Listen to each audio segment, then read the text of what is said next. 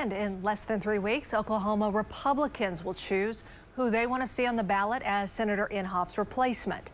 We recently held a debate. We know we had so many questions from you. So tonight, our own Tevis Hillis is sitting back down with the candidates to ask all the questions from our News 9 viewers.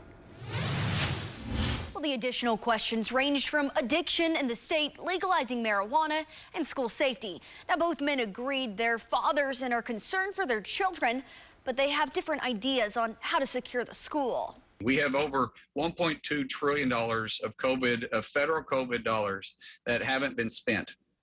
We can redirect that and look at the security of schools. This Congress sent $40 billion to secure Ukraine's border. My opponent, he tried to defend that vote, but the reality is that $40 billion could have sent over $300,000 to every school in America. And Ukraine was a hot topic during the debate on what is being sent over for relief. I asked both men if they wanted to add anything that they felt was left from the debate, with Shannon wanting to share more. And I can tell you, sending $40 billion to support Ukraine's border and to arm their citizens while our border remains open and there's a national debate about disarming our citizens. I think it's a misstep by the politicians in Washington, D.C. Oh, there's a lot of stuff I'd like to go back and redo on the debate, but there's no point in rehashing it. Other topics that constituents wanted answered began with addiction in the state. Both say there is a large issue with Chinese fentanyl coming across the borders. And Jeff Atwell wanted to know about the stance on legalizing marijuana. I'm not in favor of it all